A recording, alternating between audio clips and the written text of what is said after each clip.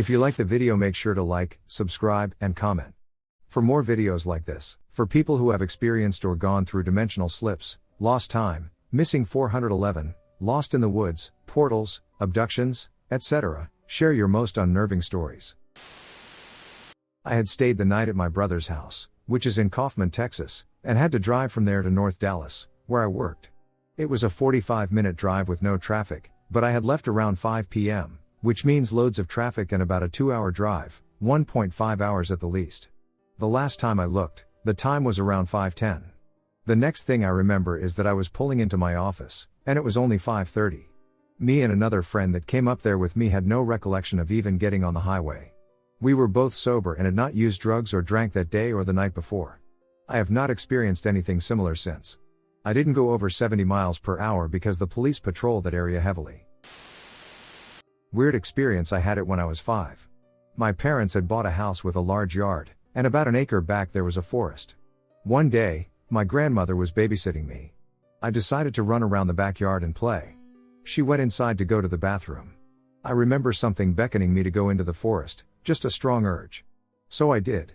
I didn't go in very far before coming across a perfectly circular area filled with flowers. The sun was shining on it through the trees. It was so bright, and there were all different colorful flowers. There was a buck standing in the middle of it. It was staring at me. I was little, so it looked huge to me. I got a bit closer, and it didn't run. I was just watching me. I got so excited about the beautiful scene that I ran back out to tell my grandmother. When I did, she was standing there, and she looked horrified. "Where did you go?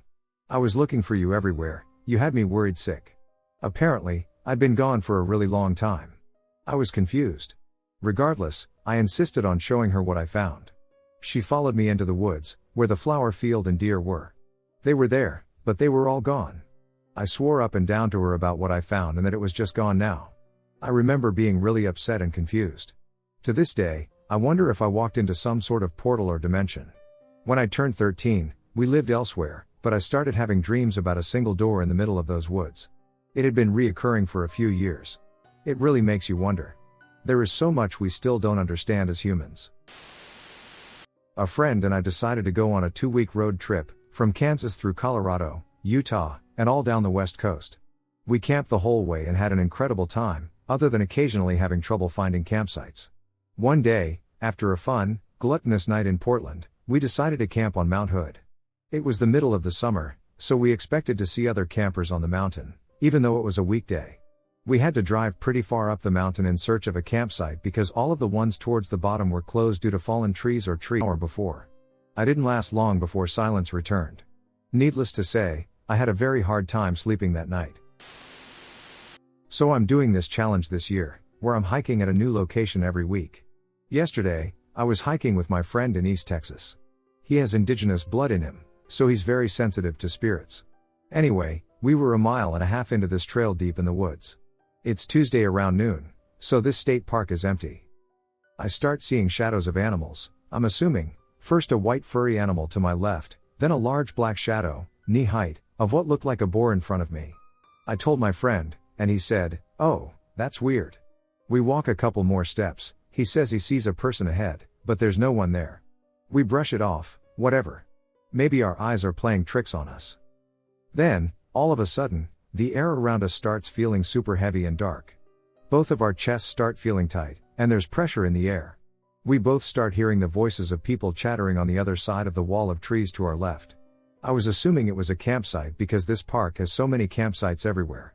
We turn the corner of the trees, and no one is there. We both looked at each other and said our own protective prayers, and we kind of booked it out of there as fast as we could. It felt like we stepped into a dark curtain or a portal of some sort, because when we passed a little river or creek, everything felt lighter and weight was lifted off our chests, and we had to stop to breathe and reassess what just happened. Has anything weird like this or similar happened to anyone while camping or hiking? A haunted bridge and field in northwest Arkansas called Tilly Willy. Supposed to be weird stuff happening. Seeing a woman in a white dress spinning in a field, phones stopping working, cars fogging up, children's handprints appearing on the outside, etc. Supposedly, the small cobblestone bridge is the haunted part because a car and a family went off it and all drowned in the stream. I went there once and drove across the bridge into the haunted field. We did have phone troubles while out there, but none of the other things happened to me specifically. I know other people who claim that other things happened to them. Now, this is noteworthy. To get to the bridge, you drive down a long gravel road, and, after you cross the bridge, you can see like 5 or 6 houses far away across the haunted field. Anyway, I went back about a year later to the exact same place, and the gravel road was not even there anymore. We parked where it should have been and walked from there. We found the exact same stream the bridge went over, but there was no bridge and no evidence that a bridge had ever been there. We crossed the stream on foot, and the field on the other side was also not there anymore, but the same houses were. I will admit that I am a skeptic. Going out there the first time was like a novelty thing I did for some friends that wanted to go. I didn't get the tingles or weirded out at all until I went back, and there was nothing there. I was 15 years old at the time, and my best friend and I were on the trampoline. We had been bouncing around, having ourselves a good time like usual, and we tuckered out after a couple minutes. My parents were more strict than his and didn't allow me to have a phone until I was older. This girl he liked had texted him, and he was replying to her on the trampoline, looking down. Approximately 35 to 45 feet above my neighbor's house, yes, seriously close, hovered a UFO. It made no sound and moved at about 20 miles per hour. It went over his roof and across. I was so utterly dumbfounded that I made no sound either and didn't alert my friend until the last moment. And by that time, it was slipping away into the horizon. This is my biggest regret in life. He was right there. Do I personally believe it was aliens? I'm not sure. I have no clue. But I'm not making it up, and I think if it made even the slightest sound, I probably would have spoken up. But it was so silent that it was just there and gone. I had a friend who invited me over one night to hang out. I had never been to her house before, so I was following GPS. The sun was setting, but it wasn't completely dark yet. I was driving down her road, trying to look for her turnoff, but the road got very dark super fast, so I turned on my lights and kept driving straight. My GPS said I was in the right area, and I should have reached my destination by then. It was a curvy country road, so I was going a little slower. I called her and told her I couldn't find her turn, so I would find a place to turn around. I kept driving straight until the road straightened out and led me into a massive open field with a small side road that led to a cottage. I turned onto the side road and turned around, driving back down the really long curry road. Once I reached the end and still couldn't find her turn, I called her and pulled over so she could come find me in her car and lead me to it. It took her less than 3 minutes to get to me, and she started leading me back down the road, except it wasn't the super long, curvy road I had just driven down. It was a straight gravel road that ended at a set of train tracks. When we got out, I asked her what happened to the road I just drove down. She told me there was no cabin or any open field and that the road ends after it meets the train tracks. I've driven down that road again with my boyfriend to try and go back to the same place, but the road ended at the tracks, like she said. I know I drove down that road. I know I saw a field and a cabin, but I have no idea how I ever got there. I took a drive with the family one day up to Hemas Springs from Albuquerque. I saw a turnoff for Highway 290 and thought it would be cool to explore. 4 miles in, the baby starts freaking out, and as I turn to look back, I see something big and black take off into a large patch of cactus and piñon pines. The baby chills after that. Another 10 miles, and we were in the Santa Fe forest in the Hemas Mountains. The wife spots these weird discs in the ground. It looks like the top of a corn silo. We saw maybe 4 to 5 in a 3-mile stretch. One had a panel raised, and it was pitch black inside. I started getting chills down my spine, so I kept driving. It was weird because, in the same area, we saw 15 to 20 blue jays flying around. But it just felt strange there. I kept going until I met Highway 4. I followed the highway past Los Alamos National Lab. I saw some petroglyphs tucked into the side of a rock formation. A fun fact is that the formation was surrounded by Department of Energy trespassing signs, but nowhere else. If you're ever in the San Francisco/Albuquerque area, check it out. It's about 30 minutes from either. My aunt's camp either looks like a different camp or simply ceases to exist when I'm alone, going the speed limit from north to south on the right side of the road. I always have to do a U-turn after I know I've passed it. When I try to get a video or take a picture of what I do see, my phone gets overheated and shuts off. I also lose service, and sometimes the clock will briefly change hours in my car. If I drive on the left side of the road, or super slowly, I am able to get there without turning around or any of the other stuff. It's very strange, and it's happened enough times that I've tried to test it. Everyone thinks I'm pulling their legs. Her camp is close to where Tom Messick was last seen, which really freaks me out. Not too long ago, maybe 4 years ago, I was walking with my family on this trail. We did this often just as a family activity, and this time we decided to walk along a new trail. After we walked for a bit, my father saw some rubble in the distance and said we should go check it out. We walked up to it, and they appeared to be stone buildings, very decayed and barely intact, just half of one of each wall was standing, enough to tell what the building could have been, but then off in the distance, a little bit, I noticed a staircase, same type of stone, however completely different. This staircase looked as though it hadn't aged at all. Completely disregarding this, I stepped on them and walked up to the top. I looked around and saw nothing else. I asked my father to come up, but he said I should come down. Then I remember being filled with a weird feeling of dread mixed with feeling lost. I came down, and then we walked a little bit more before leaving. A couple weeks ago, I mentioned this to my friends, and they insisted we go check it out. I brought them to the ruins, and they were gone. I know I went to the exact spot, but it's like they never existed. This has been nothing to me, so much so that I know I'm not crazy. Have any of you experienced something similar? My buddy Fats, 24 years old, and I, 22 years old, were on a job call. We were sent from Albuquerque, New Mexico, to Lordsburg, New Mexico, and we used a TomTom as our GPS navigation.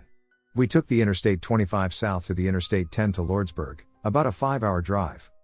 When we get to Lordsburg, things start to get weird. Arriving in Lordsburg, our job site is closed, and our foreman has no paperwork for me and my buddy to be there. Faced with the fact we can't work and just made a state-long drive, we call our girlfriends and tell them we've come home. We reset our GPS for home, but instead of taking us the way we came, it shows a route north into Silver City and cuts almost a straight line through the mountains to Albuquerque, cutting our drive time in almost half. Me and Fats say duck it, so we take the new route. Once past the Silver City entering the Gila, it starts to snow. About an hour into our trip, the radio cuts out, so we put on a door CD. As riders in a storm come in, the forest gives way to clear land. In the distance, we see giant walls like castle walls. We get a sense of unease. Fats tells me to check the GPS, it does not show a town, just a straight line. We keep driving. This is where I get goosebumps even telling you this story. Once we pass the walls, we see a town, but not like a real town, like an artist's rendition of a town. Like an oil painting. All the houses look dark black with some gray except for one house, which looks like a TV is on in the living room. We are freaking out at this point, and we don't want to stop. We keep driving. Out of nowhere, there are dozens of cars parked along the road. Fats says it's like the Twilight Zone out here. The sense of dread washes over us, like being watched but not seeing anyone. It's primal. Fats starts driving faster. We finally leave the houses behind. Only to see another set of castle walls. We drive through and again clear land, and again into the forest. Once in the forest, the fear dissipates. We have come to an intersection. We take a left, and we are literally driving into our city. We arrive home to the shock of our girlfriends. They accused us of not leaving town when we said we did. We look at our call history, it's only been 2 hours since we called, saying we were leaving Lordsburg. No one believes us, and we don't tell the story often because of ridicule, but the fear I feel even telling you this story is proof enough for me that it happened. When I was in 4th grade, I had a friend who lived in a very old house. I have a lot of stories from this particular time, but about the road that appeared, well, it was the scariest of them all. I always felt a presence with me after that, like I was being watched all the damn time. I went to my village that summer, and there are around 100 people that live there at most, so most of the time the streets were completely empty. You'd see a grandma or grandpa here and there, but that was it. So fast forward to the night. I went out with 3 friends around my age, and we went to the center of the village. We sat on like 4 benches each, which were facing each other, and, like, chilled, talked about random shit. These benches are like next to a big ass yard, a little bit into it, I don't know how to explain it well, English is not my first language, so sorry for any mistakes, and after the yard there's a big ass post office that is not used at all. Keep in mind that there are no damn street lights there. Suddenly, as we were chatting, I felt the urge to look into the darkness behind me. The whole experience is very surreal. I remember looking behind me and seeing a light in a road. On the road was a grandpa with a big brown suit and no face. It was very surreal and weird because there was no road there, nor was there a street light, let alone a damn man. I felt he was very angry, and the more I stared at him, the more color and details I could see. It was like he was feeding off of my fear. As it grew, he started to shake in a very weird way. I was looking at him profusely when suddenly he started running towards me, but teleporting left and right while running fast, and I just got up and ran a bit further and just squatted down looking into the ground, so I just cannot see him. I was trembling, very damn afraid, and my friends were mind-ducked because they had not seen anything at all. We left fast after that, and I told them what happened. Of course, nobody believed me, but I saw it. I have never seen such a thing after that. I live in a small farm town about halfway between Lansing and Jackson in Michigan on a small dead-end road with about 7 houses on it that sits between 2 cornfields. Most of the fields are separated by small bits of wood that are so tiny that it would be impossible to get lost in them because walking for 3 minutes in any direction will put you at the edge. One of these wooded areas is located at the end of our street. It has a small pond and shed near the middle that a farmer owns. One night about 5 years ago, when I was 17-ish, I woke up in the middle of the woods in the small clearing by the pond early in the winter. I was already standing when I woke up and originally had no idea where I was. I usually sleep with all my clothes on, so I'm not too cold. The moon was pretty large that night, and with the 1/4 inch layer of snow reflecting the light everywhere, it was pretty bright, so I figured out my location fairly easily. After looking around a bit, I concluded that I must have somehow sleepwalked myself out there since there was only one set of footprints leading to where I was standing. I'd never sleepwalked before that I know of, but it made the most sense at the time, and I was still kind of groggy despite the chill that was waking me up quickly. I ended up following my footprints home. It's roughly a 1/4 mile walk out of the woods and another 1/4 mile from the end of the street to my house. The footprints follow the same path I usually take when going for wood walks, and I got home after maybe 10 minutes at most. When I stepped in the door, I had the most surreal experience of feeling that something was incredibly wrong, but I couldn't figure out exactly what it was until I looked down to where we keep our shoes. I was barefoot, and my shoes were still sitting by the coat rack, but the footprints that I had followed home were shoe prints. I ended up just walking up into my room, locking the door, and thinking about it all night. I didn't get any more sleep and didn't want to go outside to check the tread of the prints to compare them because I was more than a bit freaked out. I know for a fact that there was only one set of prints leading to me and none leading away when I woke up, but I haven't been able to figure out what really happened. Although I have some theories, they all have holes in them. I was around 12 and excited to settle into a new place. The house was new when we moved in, it was only 7 years old, and there were never any accidents in it or the large backyard. On the border of the backyard was a government-owned forest that you could walk through with trails. Our house had a pathway that led down into the forest. Me and my brothers were excited to go there, so a few days after settling in, our dad took us out. The whole hike was normal until we started coming back through the access that was made by the previous owners. When I was going through, I took a wrong turn where the path split. We were near the exit to our property, but I came upon a split and took the wrong path. I walked a short distance to where our property should be, but it wasn't there. I just looked forward and saw a field of sunflowers.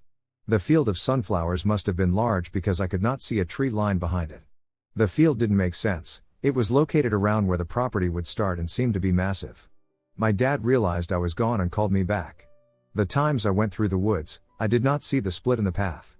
Somewhat recently, I went through the woods with my brothers, and I accidentally, without realizing it, went through the split and found an empty field with no sunflowers. Both occurrences where I went through the split took place in the summer. If anyone knows anything or can explain what happened, I would appreciate it. I was an 11-year-old skinny kid who was prude and self-conscious. One summer day at my family cottage, I went to bed in my jimmies with about half a ton of bed sheets on.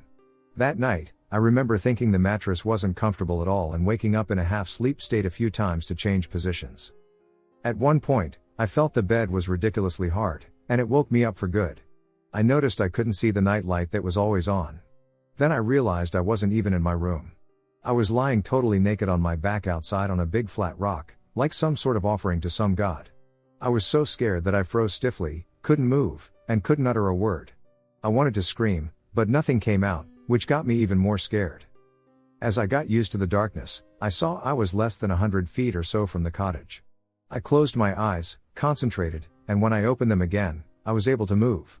I quickly got up and walked, I couldn't quite run, to the house. I remember the cold dirt under my feet, but I had no feeling of the temperature outside at all. I tried opening the door, but it was locked. My mom always locked the door at night when my dad was away.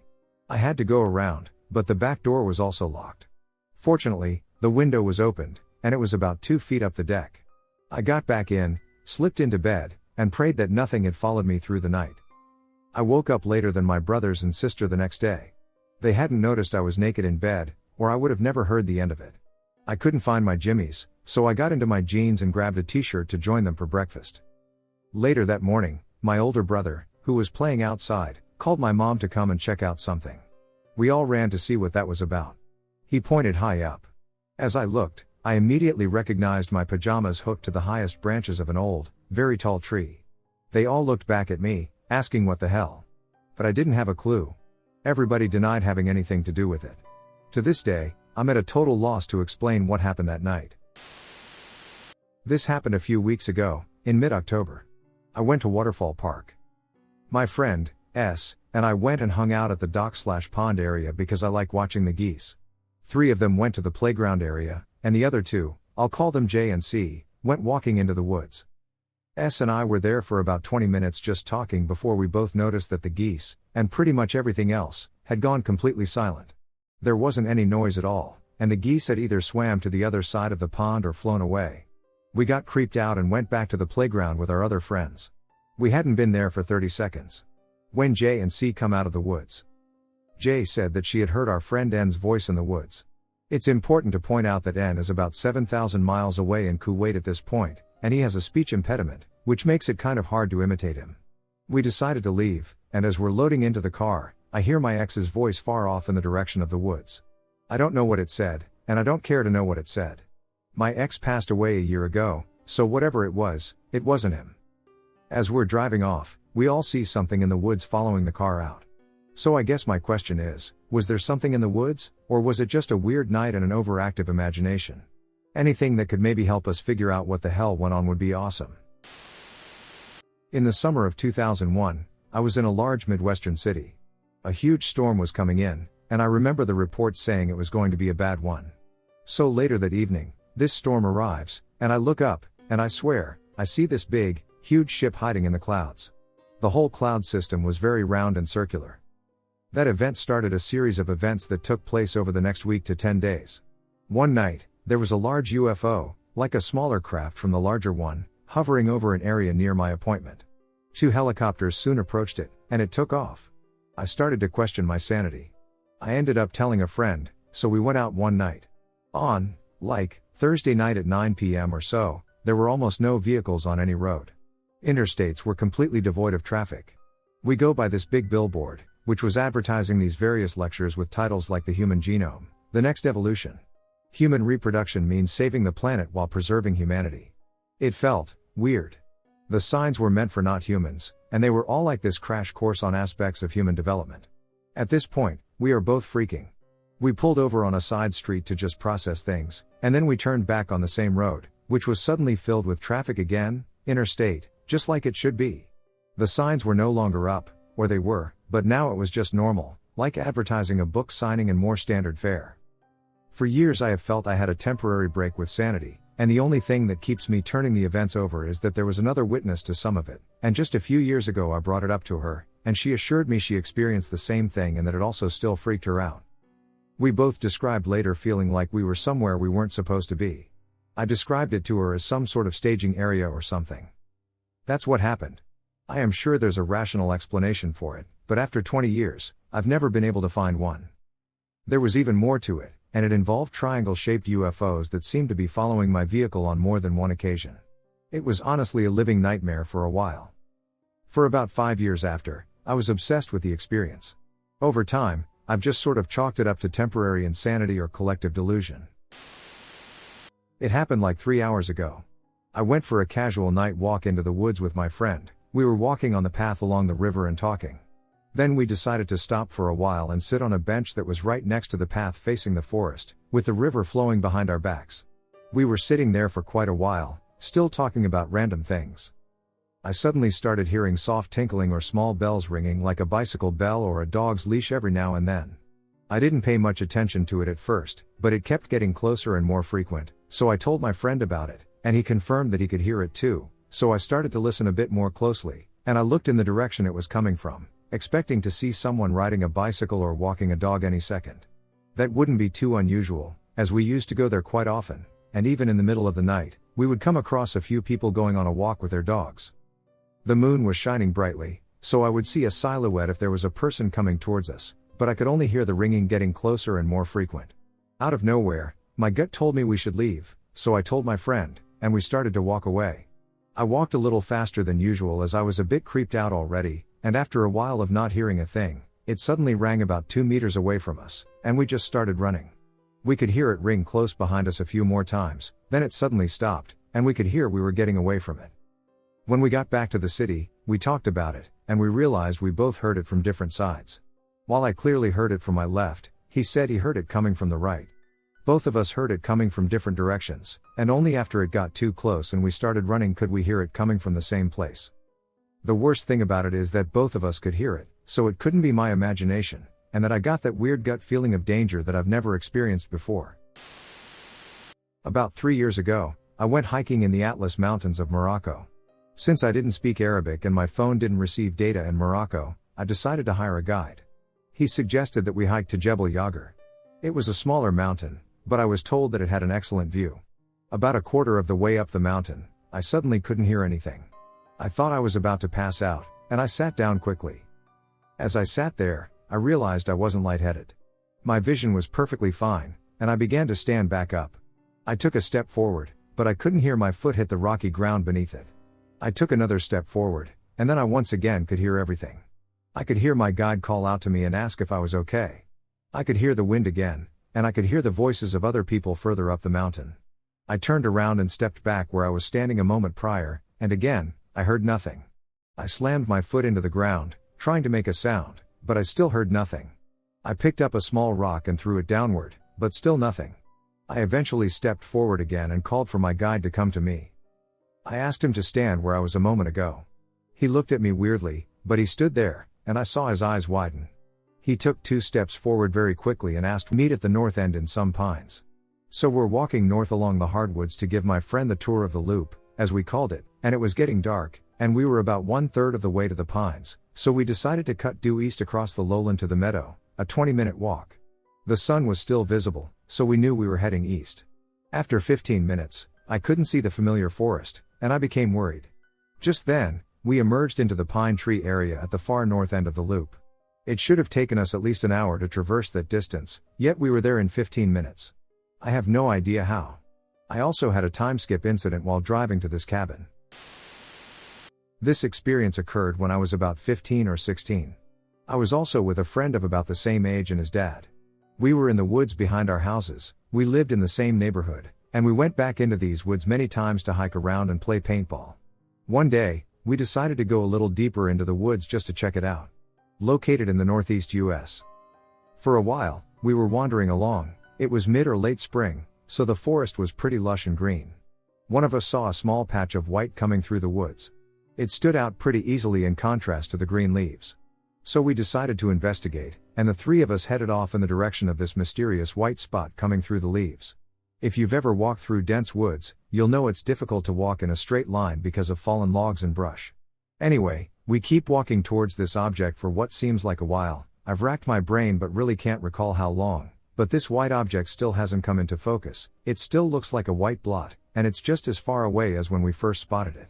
We didn't think much of that at this point, or at least I didn't, and continued walking in this direction. It must have happened 2 or 3 times that we'd walk towards this thing for a few minutes, stop, and notice that we still weren't getting any closer. At this point, I think there was a little tension building, but nothing too out of the ordinary. At some point, though, as we are getting closer, we notice the object is starting to fill out. We can clearly see now that it's a tiny white house on a hill.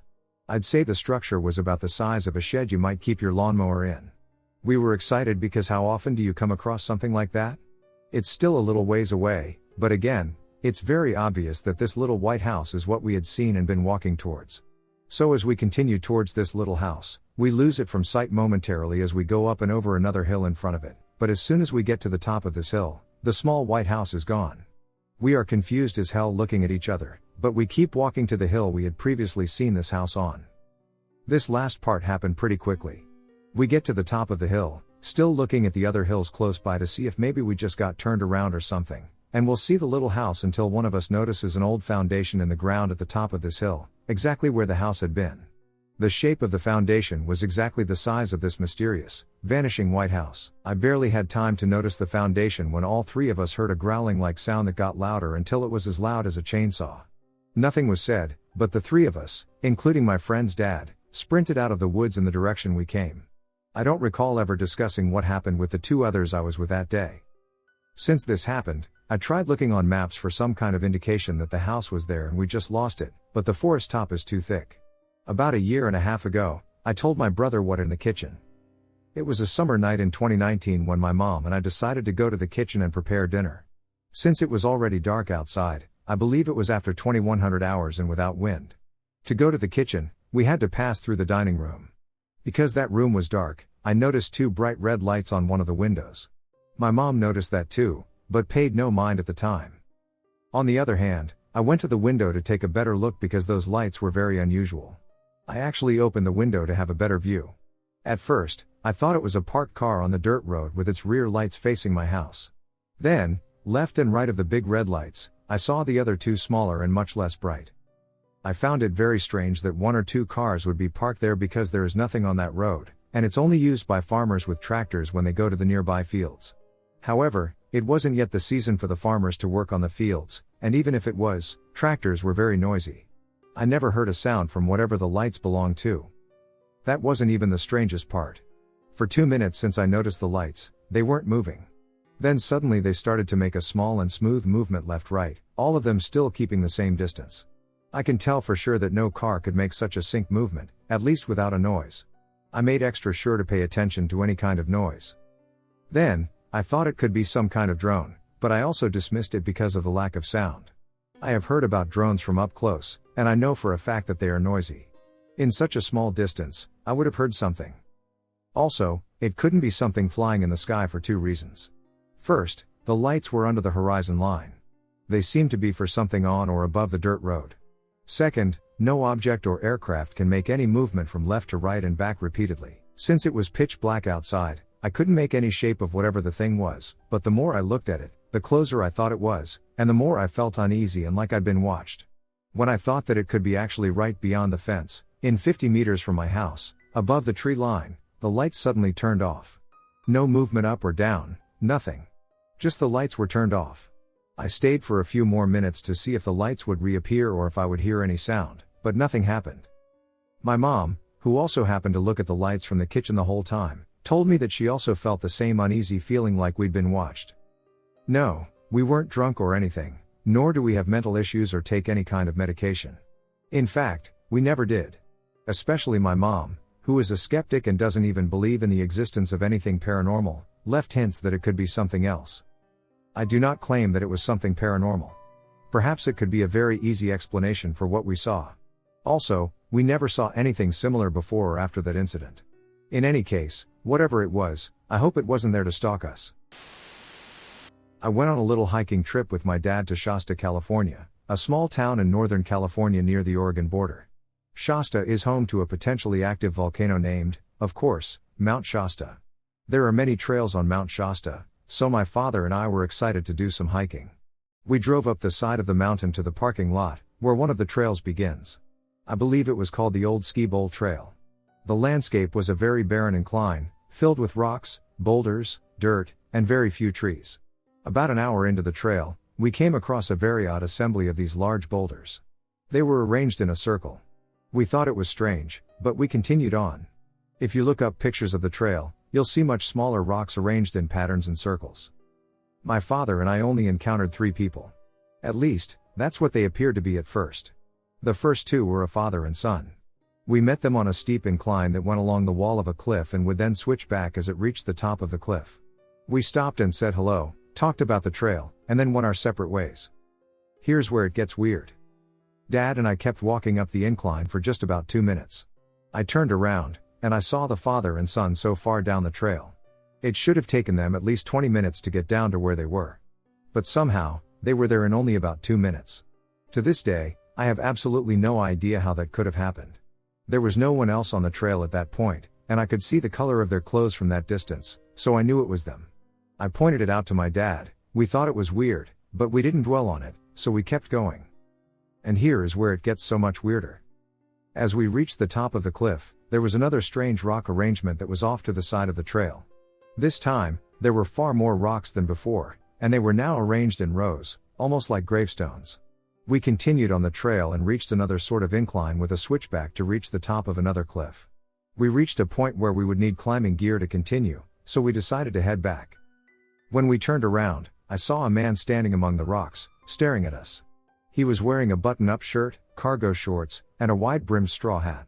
He was at a distance where I should have been able to make out his facial features, but it was almost as if he had none.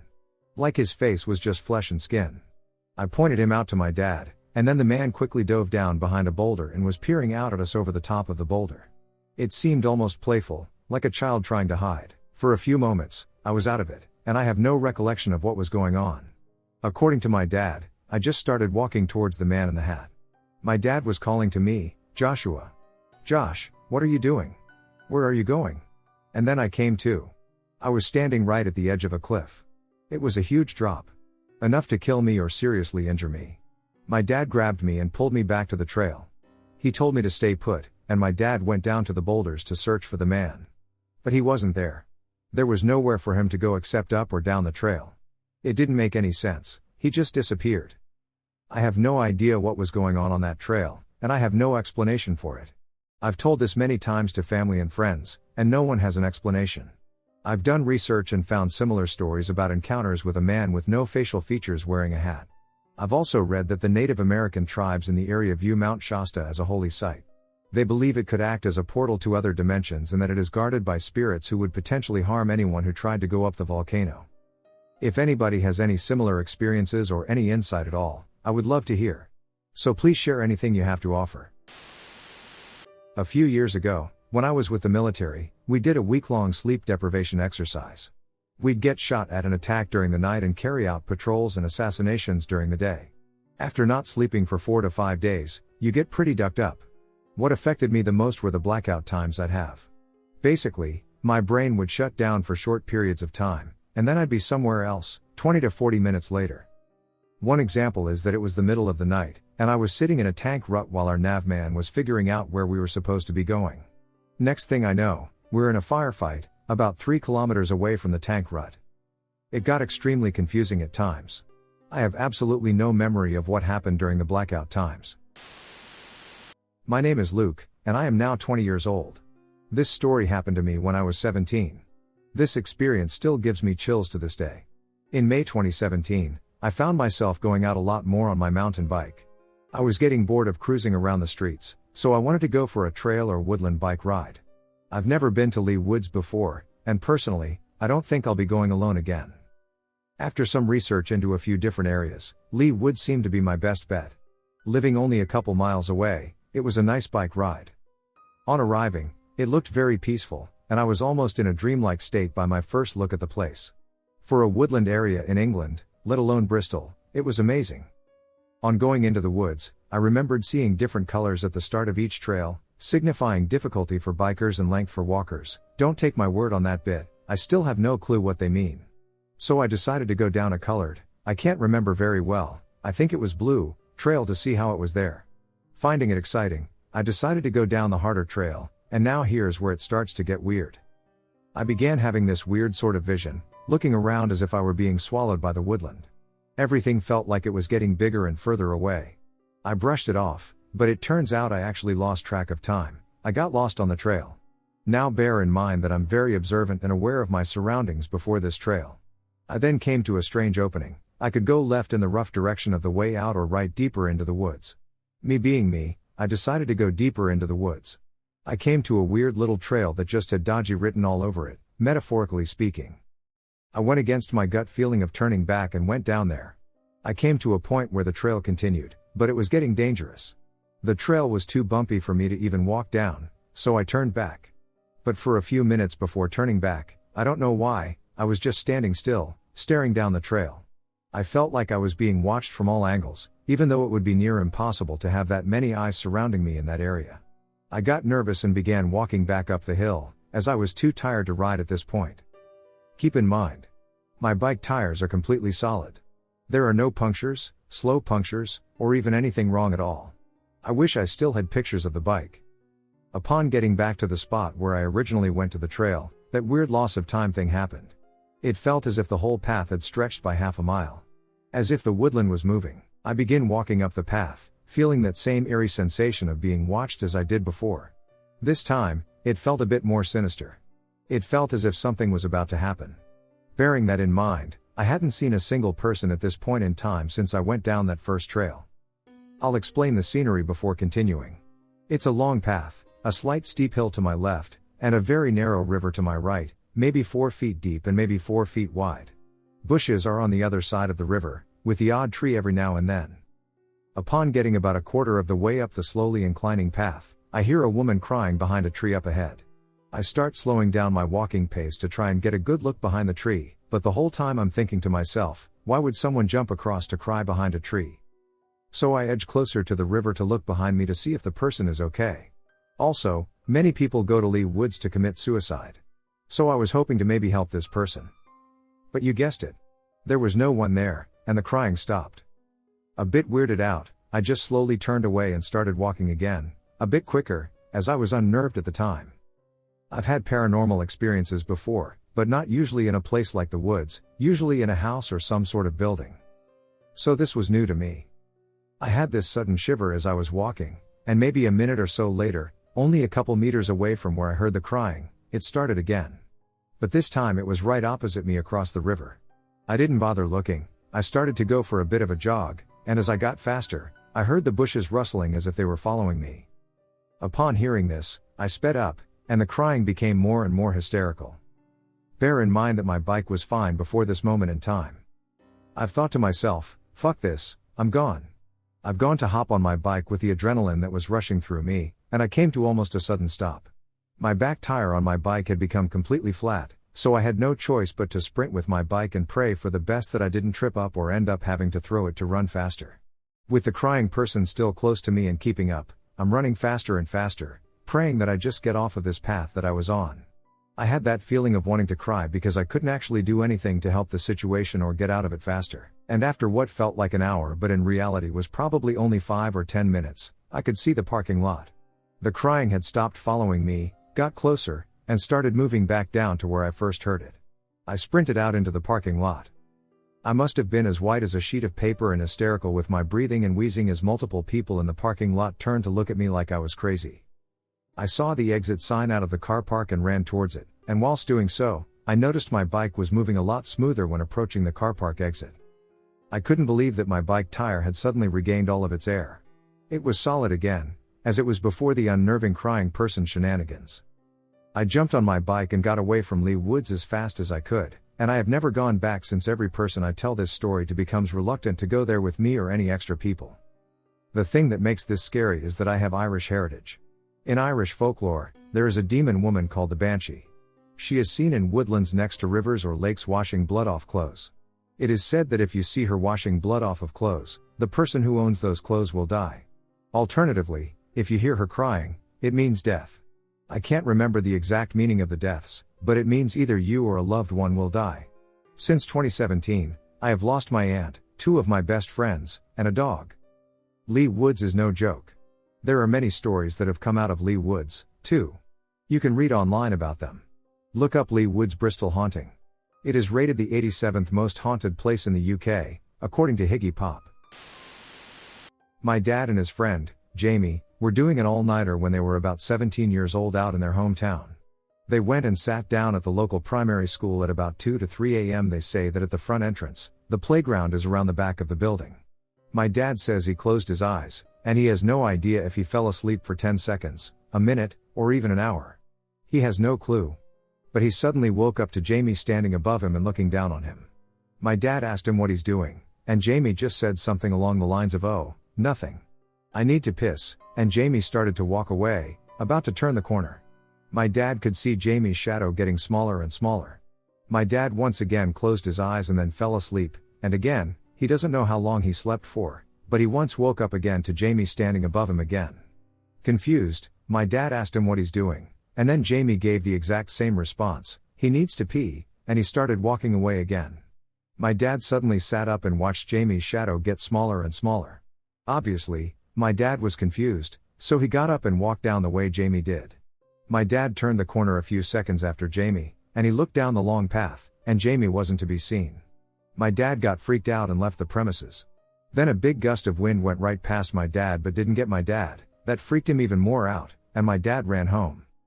The next day, my dad went up to Jamie's house to ask him what the duck happened, and after my dad explained his side, Jamie looked really confused, and Jamie explained that he and my dad were at the big tree in the playground the entire time. Then a big gust of wind hit Jamie, and when he turned around, my dad was gone from the entire area. So my dad and Jamie were both with each other, but in two places at once, and one of each set disappeared. Anyone have a theory on what that could be? My dad told me this story several times in the context of a weird, cool event that happened to him when he was 10 in the late 1970s, as if he were time traveling.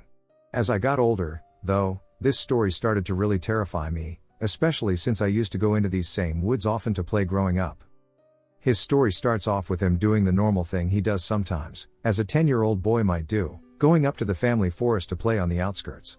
Mind you, this entire area spans over 65 acres that we own, but overall, it spans miles. He said it was a normal day and nothing was out of the ordinary, until he got about halfway through the field towards the woods. He looked into the entryway of the woods and heard multiple men's voices coming from inside. My grandfather used to be a farmer, so my dad thought that it may have been him doing something with his uncles.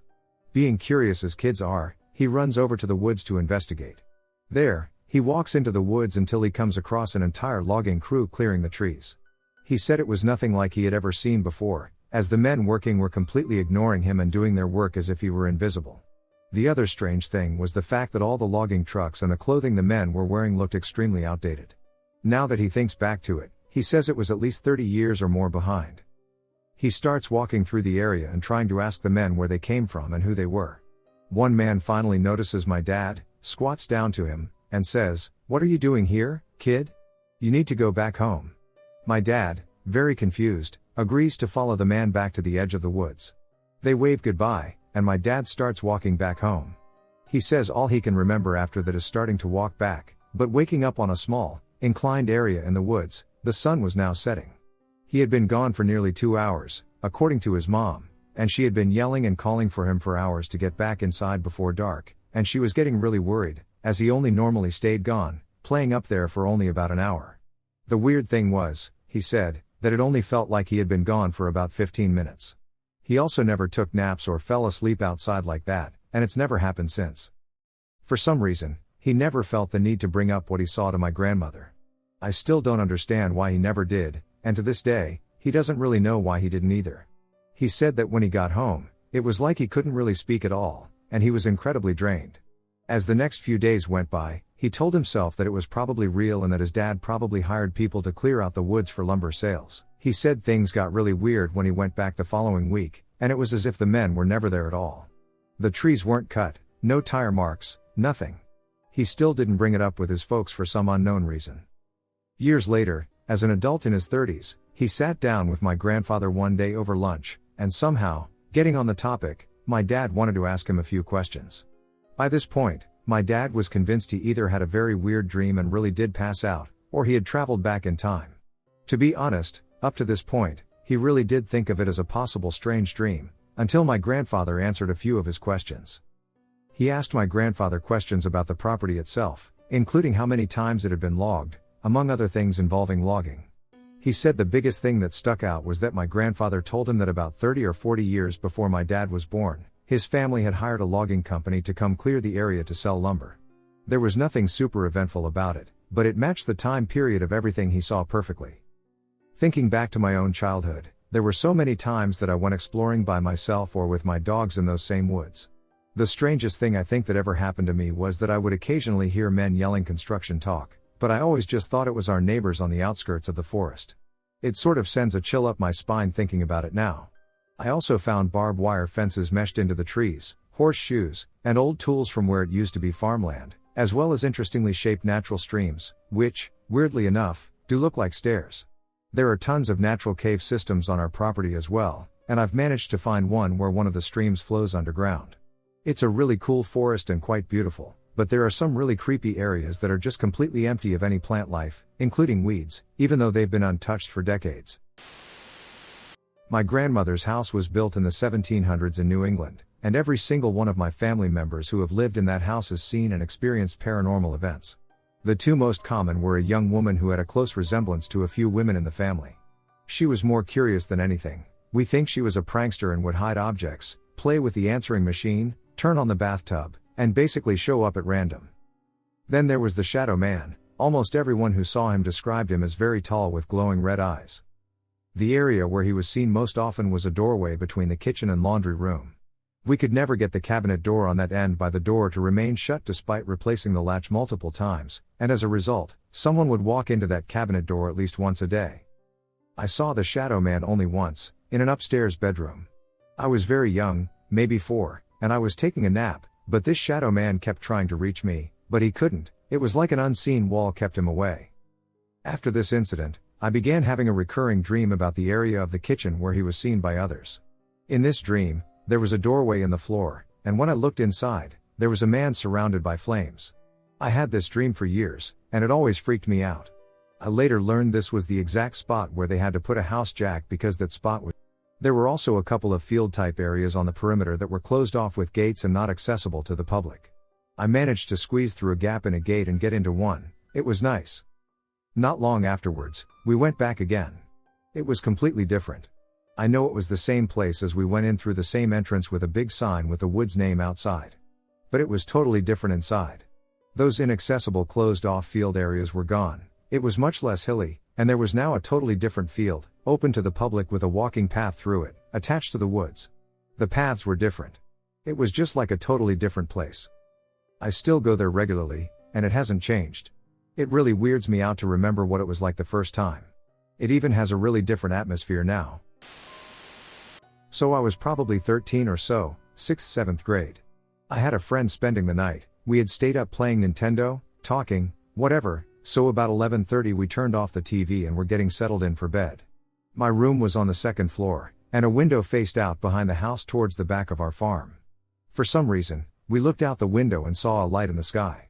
It was moving back and forth quickly. Obviously, it wasn't an airplane or anything I'd ever seen. It didn't appear close. It wasn't much larger than a star. Well, we watched this light for what seemed like 5 to 10 minutes, remarking how strange it was. The next thing I know, I look at my clock, and it says 1:40 a.m. I have no idea what happened, no memory, just an odd feeling, like what happened in the last 2+ hours. My friend and I both just went to bed and never mentioned it again, and this is the first time I've ever spoken of it. It still kind of spooks me to think about it, so I honestly try not to. This happened 2 Octobers ago, when I came back to South Florida from Gainesville. My friends and I took a trip to visit someone we knew who was studying up there. We left the night of the 30th in order to be back in time for a Halloween party the next day, and we decided we'd go ahead and drive through the Ocala National Forest on the way. There were 5 of us in total, A in the driver's seat, his boyfriend G in the passenger seat, and my friends S and R on either side of me. If you look up a map of the forest, pretty much all of them will show you the 2 main roads, one that runs north and south and one that runs east and west. We entered on the main road from the west and headed east, towards the coast we live on. The road's got a few curves but doesn't make any major turns, not unless you're trying to get onto a different road. It was around 11 o'clock when we entered the forest, and it should have taken us only an hour or just over to make it all the way through. I'm not going to talk about the stuff we saw in the woods that night because, honestly, we're a creative bunch with probably overactive imaginations, and anything like that could potentially be explained or written off. What I will tell you is that everyone in the car remembers looking at the clock around 11:30, and the next time any of us remembers looking back at it was as we were leaving the forest. It was 3 in the morning. What's more, we didn't come out of the forest on the east side, we came out in the northwest corner, which would have required us to take several smaller roads to reach. We did all of this without once turning onto a different road, without making a major turn of any kind, actually, and without ever making a significant change to our speed. Even if we somehow had managed to turn onto multiple different roads without noticing, it shouldn't have taken us 4 hours to get out of that forest. We still talk about it sometimes. I don't think any of us several feet up the bank of the hill with no easy way to get there besides climbing. So I did. I slipped and fell at least once and had to grab onto little tree trunks to keep my footing as I made my way up. I probably should have done it on a nice, sunny day, but my curiosity got the better of me, and this town wasn't known for having lovely weather. I got to the staircase, walked up it with ease, and once I reached the top, I looked around for any evidence of its original purpose. I expected to find a hidden picnic area or an overgrown nature trail, something that would make sense. There was nothing, and there was also nowhere for anything to be. The hill just kept going without leveling off. So I kicked the leaves around a little bit, thinking that maybe there were more stairs. I found nothing, so I gave up. After coming home, I did a brief search for nature trails in the area and tried to look at old aerial views to see if I could see anything. None of this yielded any theories that I can recall, but I do remember not being able to find the staircase on the maps either. I thought this could be explained by the leaves being in the way of an aerial view, especially in the older photos, which weren't as clear. When I went to drop off the rent that month, I asked the apartment manager if she knew why there were stairs in the woods behind the apartment. Her response was, "What stairs?" I asked her if there had ever been anything up there, and she said no. There was a house a lot further up the hill, but it was nowhere near the stairs. A few weeks or months later, I drove my roommate to the ATM and noticed a set of steps on the hill by the bank. There must have been a building there at some point, but now it is gone. I asked my roommate if he knew anything about the mystery stairs behind our apartment and wasn't surprised to find out that he hadn't noticed. He never paid much attention to anything that wasn't a video game. When we went home, I tried to show him the stairs from my bedroom window, but I couldn't see them. We couldn't see them from his window either, so I decided to go back outside to look again. I walked around the back corner, looked up the hill, and was confused when I didn't see the stairs. Since they had been in the woods, I figured they must have gotten covered up by leaves or debris, but I knew that explanation didn't really make sense. Not enough time had passed for there to be absolutely no trace of them. "Let me know when you find it," my roommate said as he rolled his eyes. "I'm going back inside." I never found it, and to this day I have no logical explanation for where it possibly could have gone. Perhaps it was a temporary installation by an art student, but I was also an art student, so I feel like I probably would have heard about it. Plus, it looked like it had been there for years and left no evidence behind. I think I would have noticed if someone removed it. It seems like it would have taken quite a bit of work and at least one full afternoon, and then I would think there'd be at least a little bit of evidence left behind, but I've never had to build a staircase into a hillside, so maybe I don't know what I'm talking about. My only other theory is kind of embarrassing but probably fitting for the creepy stairs in the woods genre, even though I don't think it existed at the time. What if the staircase was actually a portal to another dimension, one that ironically didn't have a staircase? In retrospect, I totally should have taken an after photo of the woods from my window, but my approach was more along the lines of, this is creepy and kind of insane, so I'm just going to pretend it never happened. I still don't want to believe in this sort of thing as a possibility because it freaks me out, and also really interests me somehow, but I'm completely lacking when it comes to a more practical explanation, so if anyone would like to offer one, I'm open to your theories. I'm a teenager, and I've been in scouting or Boy Scouting for nearly all my life. I really enjoy exploring with my friends and being trusted more, as I'm older now. A few years ago, me and two girls named Amy and Harriet were asked to head into the woods surrounding our campsite to find a long, straight stick suitable for carving into a point. Bear in mind that I was a lot younger back then. Harriet was older, and Amy was only 1 year older than myself. We had been walking in deliberately the same direction as to not get lost and memorizing the surroundings as we went in order to find our way back easily. About 15 minutes in, we couldn't find anything to take back, so we turned around to return to the campsite. That's the initial panic that set it up.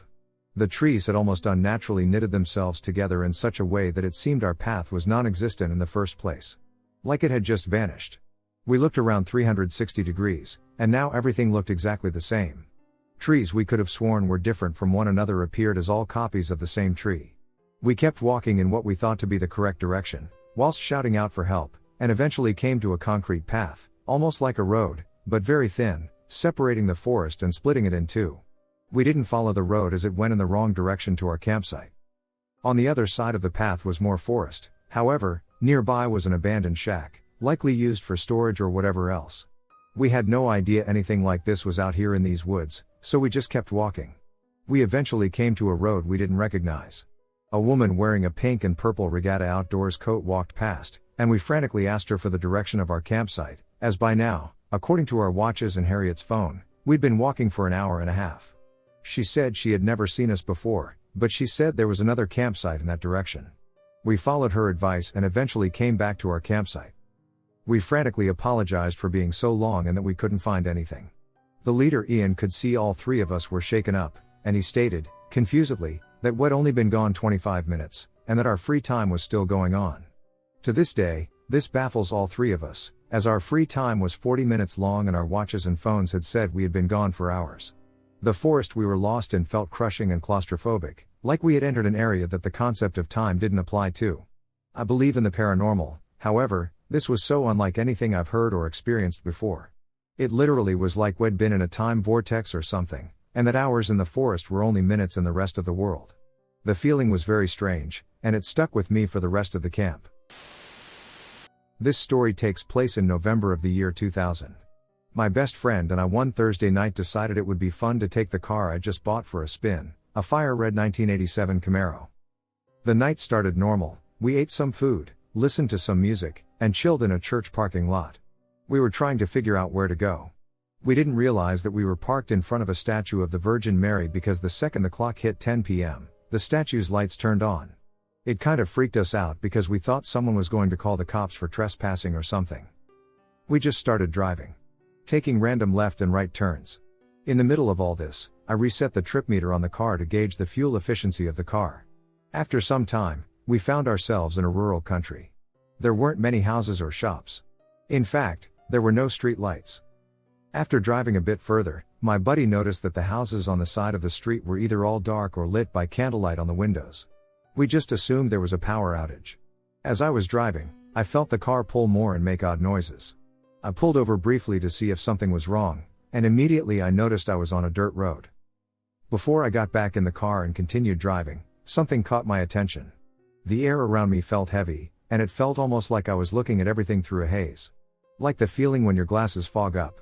I wasn't wearing glasses. We continued driving for about 5 more minutes, and we hit a dead end. At this point, there was a bigger house than what we had seen. This house was sealed off by a gate.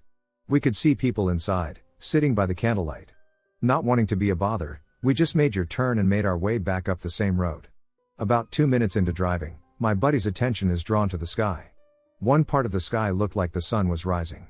He stuck his head out the window for a better look, and yup, it was that. He also described the same feeling as the air feeling heavy in the haze.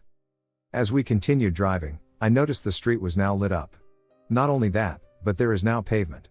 I turn on my high beams to make sure that maybe one side of the road is paved, and sure enough, they are both paved. As we continue driving, we also noticed that the houses now have light and electricity. We also spotted a gas station that was lit up, which we know we didn't pass the first time because I really needed gas. We pulled into the gas station to fill up and ask for directions home. The attendant says to go down the road. We just went and took a left because it leads to a major highway. We told him we just came from there, and it was a dead end. He said he just came from that way to start his shift, and at 10 o'clock there isn't any traffic. My buddy and I both said at the same time, 10 p.m., what time is it now? He said 10:32 p.m. This made us really start thinking outside the box because we were on the road for almost 2 hours.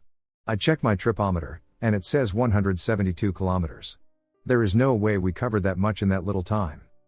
Taking the attendant's advice, we headed down the road, and sure enough, it wasn't a dead end.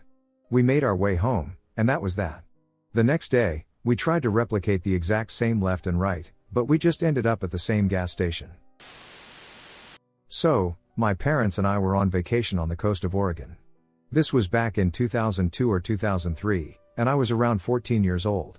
We were driving home, and on the way, we drove through Newport, Oregon. We thought we might stop somewhere to eat before leaving the coast. We drove into Newport to find an area that might have restaurants. So we saw a spot that was down a small hill to get to, with some storefronts and restaurants, very close to the water. We drove down there, and I instantly got goosebumps and felt nauseous. I remember feeling like we really shouldn't be there. It was the strangest feeling. I was listening to my Walkman, and I remember turning it off because I was so concerned. I was looking around, and everything seemed just gray, like the color had been drained from everything. Now I know Oregon looks like that a lot, lol, but this was different. It felt weird. So I told my parents we should keep driving, but they saw a restaurant and insisted we stop. So, we did, but only my mom and I got out of the car to walk inside to check if they were open, since everything seemed so quiet. My parents weren't freaked out like me, but they did notice the quietness and that there wasn't anyone going in and out of the restaurant. So, we walk inside, and I swear to God, every single person in the restaurant looked at us. My mom was oblivious to all of this. She asked the front person if they were open, and they said yes. But I was looking around, and everyone seemed weird. Their eyes had a blackish/gray tint, and they did not want us to be there. When we walked back and got in the car, I convinced my parents that I hated it here and did not want to eat here and that we had to go.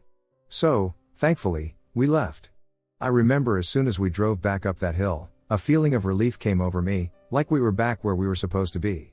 We drove to another town to stop and eat, and I couldn't even eat my clam chowder because I still felt nauseous. It may be worth noting that, until this point, I had never had any glitch, paranormal, or spiritual experience of any kind. So this was very out of the ordinary for me, and I'll always remember it. The following is a story that happened to me about 2 years ago. I couldn't explain it then, and I can't explain it now. I live in Oregon City, Oregon. It's a short drive south of Portland. I live on the outskirts of where it sits, somewhere between suburban and rural housing. I have neighbors, but they're not exactly next door. I was 19 years old at the time of this story. I used to have a problem with sleep. I don't know what it was, but I'd get mentally crippling anxiety, and I'd go for a walk to calm my mind. I live on a single-lane road that follows a stream through the woods, so, needless to say, the scenery mixed with the quiet trickle was always quite calming. It was summertime, and I remember it being a particularly rough night for me. I remember telling my dad that I was going for a walk as I hurriedly slipped on my shoes and hustled out. I still remember the look on his face as I tried to escape in the midst of my own mental panic. He looked worried about me. My late-night walks had gained frequency at the time, and I knew it was starting to concern him. Nevertheless, I shut the door behind me and proceeded into the dark. I remember it having clear skies, but I don't remember stars. The moon must have been full as well, because I could see the road without light, but I don't remember seeing the moon itself that night either. I remember that I just started walking. Talking to myself about everything spiked my anxiety. I'm sure I looked insane, rambling to myself, but sometimes it helped me process the issues by just talking them out. From my home to the main road, it is about a mile. I was about 2/3 of the way to the main road when I heard something rustle in the bushes to my right. This wasn't uncommon. I jumped deer, raccoons, a bobcat, and even a few coyotes on my walks, but I still liked to know what was around.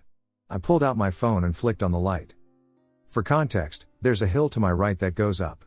This is where I heard the noise. To my left is a 10-foot drop into the creek. I shined my light into the bushes to see what I was dealing with. Usually these things either freeze or scamper off, which helps me know what they are. Nothing. There was nothing there. I don't know what set me off, but my hair started to stick up. I felt scared.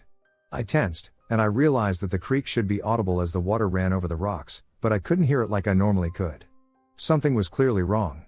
I heard a branch snap in the bushes again. I moved my light back and just saw lights looking back. 2 small red lights, like eyes. I moved my light to see if it was a reflection of something. It wasn't. Instead, it started to get closer. I ran. I ducking ran. I ran in near silence. I don't know if I screamed. I know it didn't matter. I couldn't hear my own shoes hitting the road. I couldn't hear my own breathing or my heartbeat pounding in my ears as I ran faster than I ever had. All I heard was what sounded like an animal with human bare feet chasing me. I don't know what primal survival instinct kicked in, but something told me I needed to find light. Not the light on my phone that could be squashed, but something bigger. The first place I went was home. There's a large barn light out front of my family's house. It's bright and covers the whole driveway. I ran like hell was on my heels because, for all I knew, it was. I just remember hearing it getting closer as I ran. It was running me down, but I feel like it was toying with me. Its footstep pattern didn't sound like an all-out sprint. More like a light gallop. It wasn't until I rounded the last corner and the light became visible that it all of a sudden picked up pace and started to close the distance. I ran a full sprint to the light pole as it gained. I heard its furious steps come to an abrupt stop, but I didn't turn back. I tackled the tar-covered wooden light post as best as any 19-year-old kid can. I stayed there clutching that disgusting, sticky post, waiting for the end. I am waiting for this thing to tear me apart. It never did. I sat there for an hour in silence until my phone rang. I had 3 messages and 2 prior calls. All from my dad asking where I was. I lied and said I fell asleep in a field up the road. I realized I could hear the world again and assumed that meant it had left. I ran inside the house and locked the doors. To this day, I don't walk alone on my road. Day or night. I know what you're probably thinking. It was probably just your mind playing tricks, or it was probably just an animal. I've seen animals. I know what animals are near my home. This was nothing that has ever lived here. This story made me think back to some of the other things I'd seen and experienced out here. Things I couldn't explain. A fully grown deer burned from the inside out, for instance. The only way you'd have known is from the single area in the ribs that had burned through the perfectly preserved flesh and bone. Moments where I'd find myself seeming to slip through time. My alarm would go off at 6 a.m., and I'd wait outside for my ride for 3 hours just to come back in and see it was only just turned to 5 a.m. Shadow figures are by the side of the road. A couple unexplained deaths. The list goes on. I'm telling you, something strange and terrifying is out here. Some nights I wonder, do my doors and windows really keep whatever is out, or is it still just toying with me? Let me preface this with the fact that the folklore around the fair folk, hidden folk, fairies, whatever you wish to call them, has always interested me. For those who are not familiar with the legends, the fair folk legends are not like the cute pixies and sprites that emerged during the Victorian era that Disney likes to make movies on. I'd strongly look into the myths and legends that are attributed to them, they're quite interesting. Anyways, I've noticed a lot of similarities between the fair folk and Miss 411 cases. There are many legends of them spiriting people away, and they're often attributed to natural areas like forests, water, and rocks. I was watching some of the 411 videos, and I remember a comment about how those carrying guns were less likely to go missing. In a lot of tales, iron was used to ward away fairies, in charms or stuff like putting scissors over a baby's crib. I'm not sure exactly how much iron, if at all, is used in metal guns, but perhaps a similar premise, man-made metal, could be a link. Often in legends where someone is spirited away, time also moves differently, which could explain 411 cases where someone is suddenly transported over a mountain range that should be otherwise impossible for them to do in their current outfit, food supply, and time elapsed. Whatever a fairy is, I suppose, can be up for debate, but there are enough commonalities that I wonder if they could be the same or similar entities. Fairies could also probably be contrasted with supernatural beings such as jinn, so it's a thought. Usually discussion tends to veer more towards aliens, so I haven't seen much discussion regarding fairy tales and myths. Whether there is any practical application of such a discussion, I don't know. But if anyone else has seen any similar parallels, I'd enjoy some discussion, and perhaps through it, some ideas can be made for wards, charms, etc. from traditional stories if anyone frequently comes into contact with 411 hotspots, for ease of mind, if nothing else.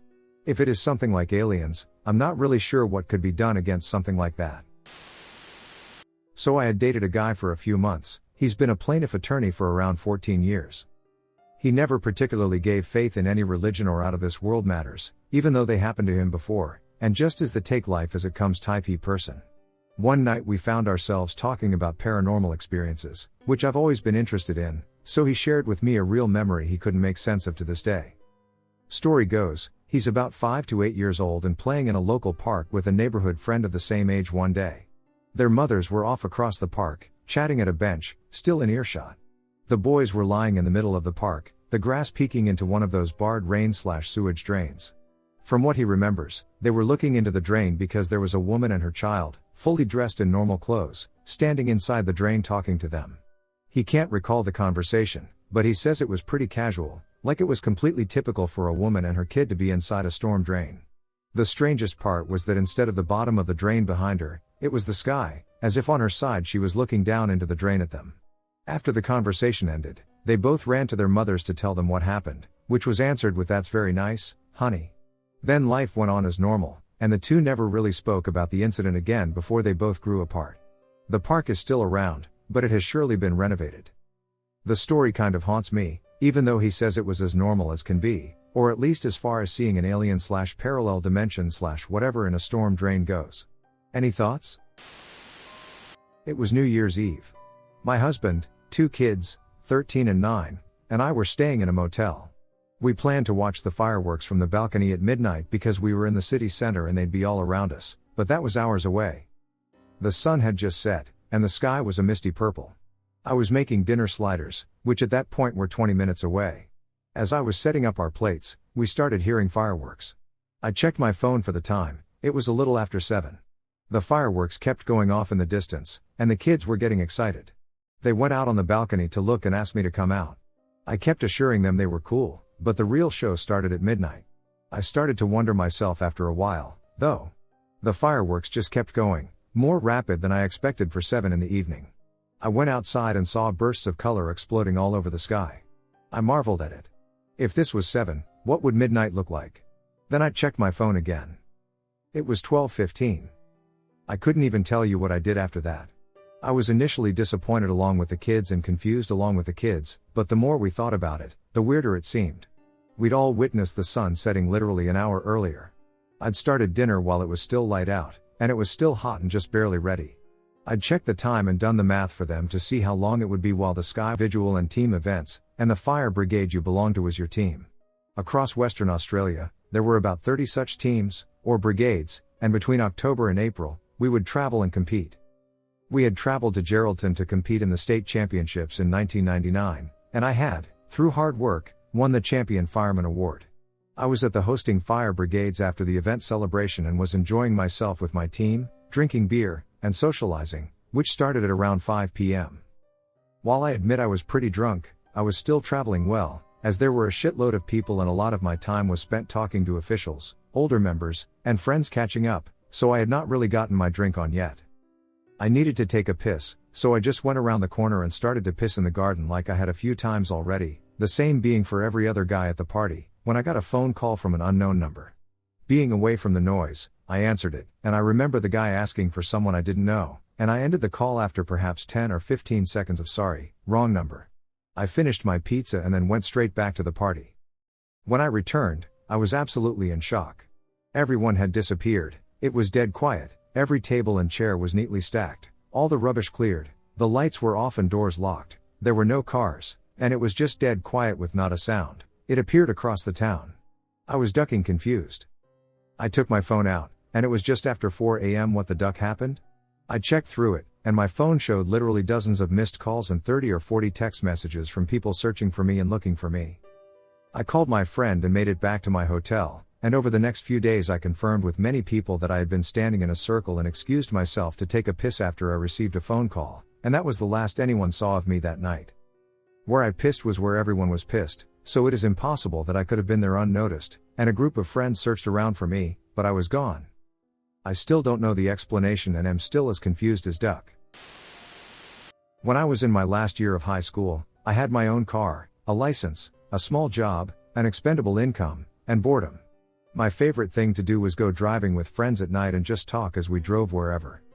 We live in Oklahoma, and Oklahoma has a lot of rural routes that can be a challenge to navigate if you get used to the grid of the cities. Well, 3 of my friends and I were something like 13 miles out from Oklahoma City, talking about Harry Potter and the Half-Blood Prince, which we had just gone to see that night, when we ended up driving through a wooded area. As we drove, we decided we wanted to get food, so I took 2 lefts to head back to the city. I figured that I could make a 3rd left and a right to circle the block and get going back on the road we started on. Only the road didn't make a left again. I went about 3 miles straight, and the road gradually started to curve right. We kept following it for a while, and I noticed that it seemed to have curved too far. I mean, more than a 360-degree turn. It was weird, but I brushed it off once the road started to straighten. Finally, I found a proper left turn. We continued on this left for 3 miles, and the trees got denser. I don't know if you have seen this before, but high beams on trees in the fall or winter, when all the trees have lost their leaves, look very creepy. After another 3 miles going straight on this road, I decided to ditch the random roaming and get my phone out to use its GPS. I opened it, and of course, my car was finally getting low on gas. If that doesn't sound weird, go back and look at the numbers from before. We made a left, went 3 miles, then another 3, then 6. That's 9.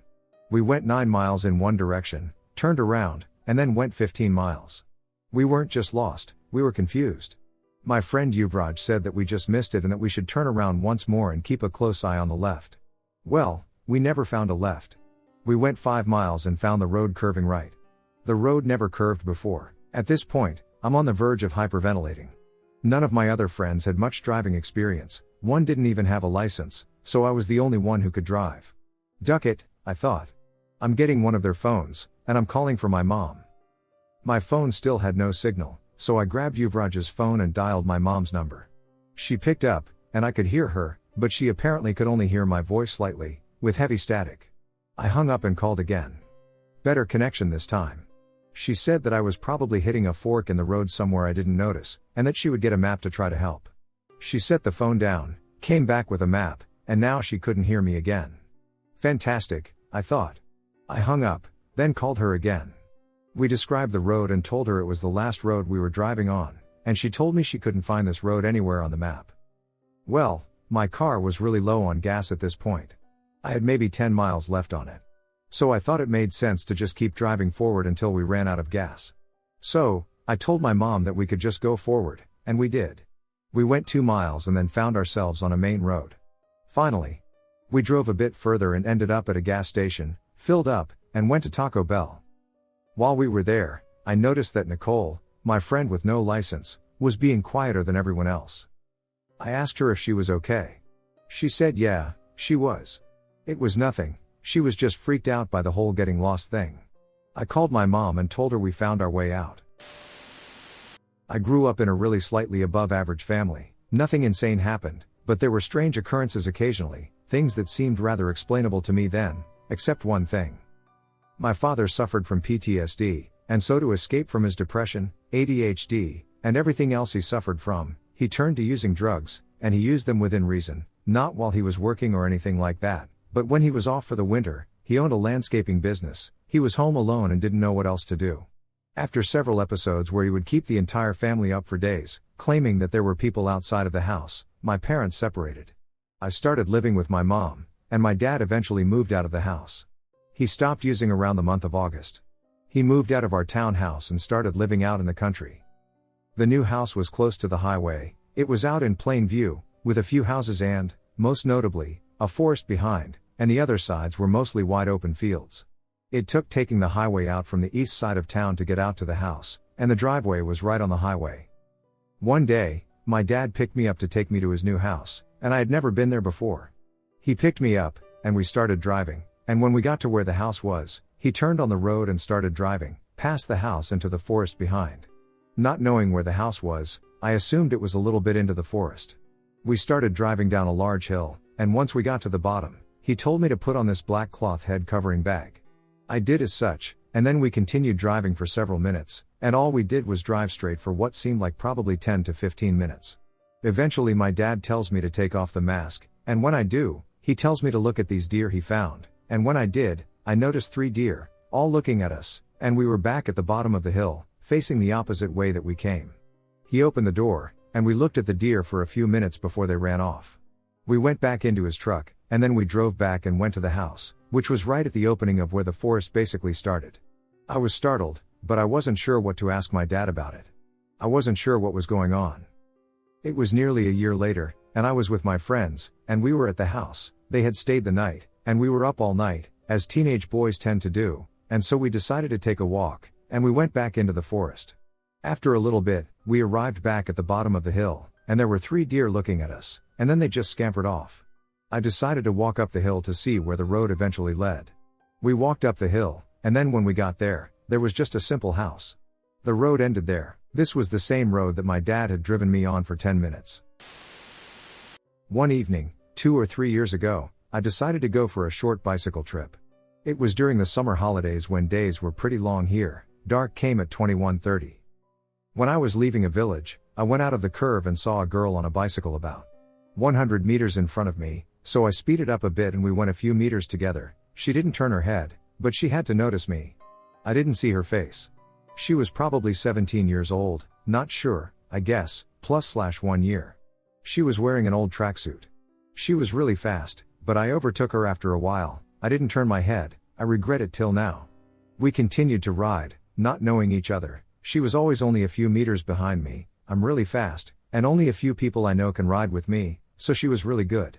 After 500 meters, we entered a forest. It's a closed, in 2011, military area with a diameter of 35 kilometers used for army training and similar things. Entry was not allowed for years. There is a long, damaged, 2.5 meter wide asphalt road that goes through the area. The road is pretty open but not fully covered in trees. We went down this winding road. It heads to the highest peak of the area, so it's not straight, and probably every kilometer I turned my head to see if she was still there. We didn't meet anybody, and there are a lot of animals, so I tried to maintain my speed so we would see each other for a better feeling. I wanted to say hi, but I was too shy. After 5 kilometers, there is a bit longer curve where you can't see the end, and I decided that I should come back home, and it will be the last one. I will stop, blow my nose, turn around, and go home. Right before the curve, I know the area pretty well, so I knew it's a long curve. I turned my head to see if she was still there. Yes, she was. Everything was okay. I stopped, blew my nose, and waited for her to catch me up so I could finally say hi. Because I'm returning home. After a minute, I thought I'd been waiting too long. 1 minute is more than enough for that curve, so I started to go the same way back. It's the way home. I went out of the curve, and I still can't see her. She must turn around a bit sooner than me. I will catch up with her. I never did. I never found a girl, and I never found a bicycle. I thought she could go to piss somewhere, but then her bicycle had to be left on the road, and it wasn't. On one side, there was, maybe, a 70-degree steep hill. There is no way to climb it with a bicycle in your hands, not even as a young girl. On the other side, there is a forest creek. There is no way to pass it so quickly with a bicycle in your hands. There is also no branch on this road where she can turn. No car passed us. I told myself I must find her on the way home, but even when I ride my bike at 40 kilometers per hour in this terrain, it's not possible she can go faster. There is also a one long, straight alley where I must have seen her, but I didn't. She just disappeared. I tried to watch and read news that day, so maybe there will be a report of a missing girl, but I didn't hear anything from people, TV, newspapers, etc. I have no explanation for it. About 10 years ago, a friend and I decided to visit our mutual friend at her university and spend the weekend with her. All three of us thought this was the best idea ever, so we decided on a weekend and headed out once I was finished with classes on Friday. For this trip, we had very detailed directions from our friend at the university, as she'd made this drive herself several times by then. We knew exactly where to turn, what towns we were passing through, and even which towns we should avoid speeding into. I believe we made 2 stops on the trip, one to a rest stop and one to a gas station. We began in Fort Worth, Texas, taking I-35 down to the loop around Waco before traveling down TX6 until we reached Texas A&M in College Station. My friend at A&M told us the drive should take about 3 hours. While nothing went wrong on our drive, it seemed to take forever. We reached Waco in no time and headed down TX6.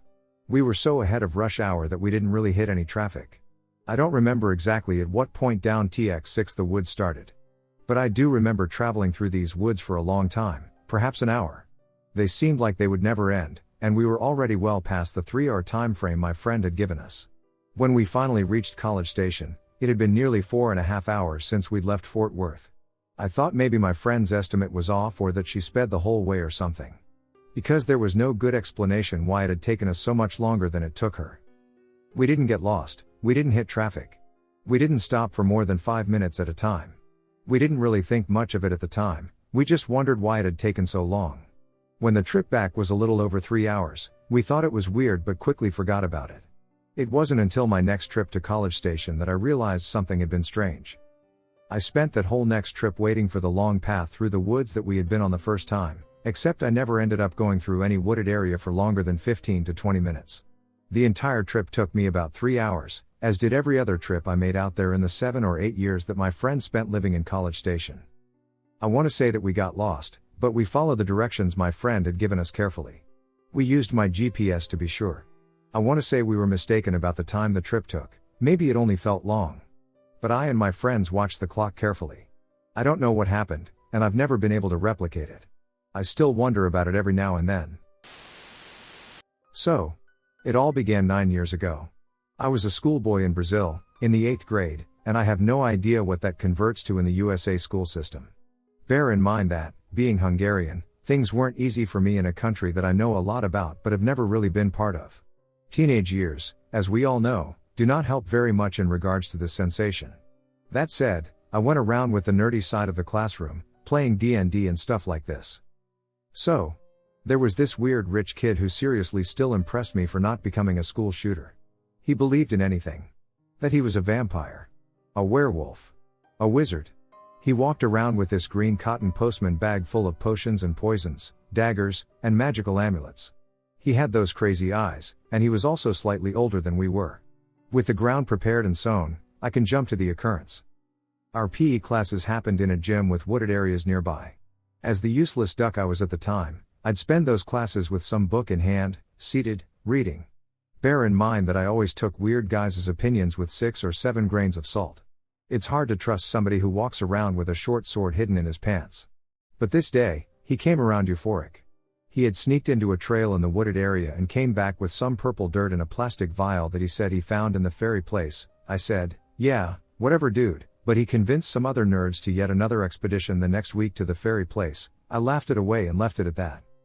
Well, next week, said group sneaked away, as the instructor didn't really give a shit, and went to said place in the woods.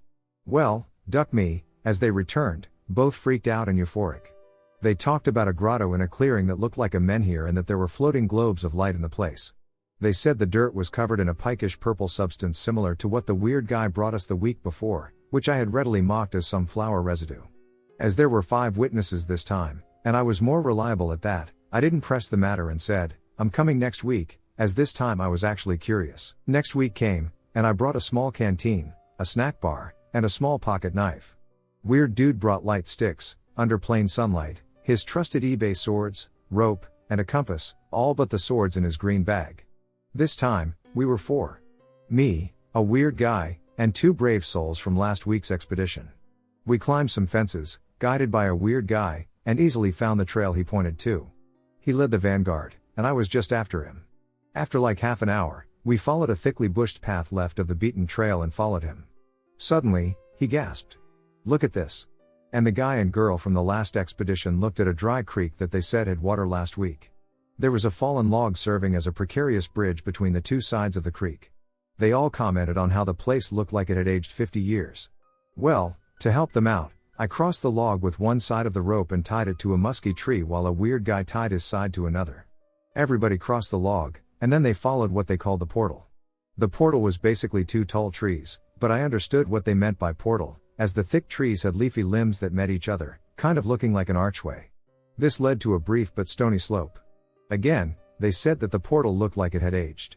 As I was always a brave Magyar, I went up before them and started climbing the slope. The others followed.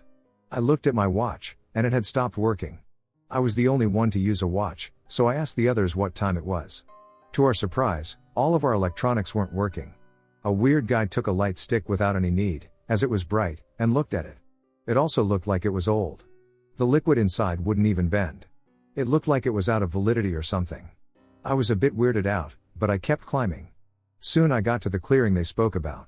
It was a rock formation, and the menhir grotto was no more than 3 stones lightly rectangle-shaped, with one of them over the other 2. Under the rocks, there was a depression, kind of a 1-meter hole. There were, I attest, traces of said purple dirt on the ground. As I was a better woodsman than they were, I quickly inspected the ground and found 3 semi-spherical depressions in the ground, forming a triangular shape, each roughly 0.75 meter from the other, like something heavy was there. I looked then for the grotto and said I'd jump down there. As soon as I did it, bizarre things occurred. First, I'd see this red stain in my peripheral vision, not unlike those wax seals on old letters, but without any markings or heraldry, of course. That was pretty annoying, and I didn't know what to think of it. But then, the air suddenly had this stench. It didn't smell much like rotting meat. I fought in a civil war and know what rotting corpses smell like. It was more like the stench of a garbage sack that was left for 3 weeks bathing in the sun.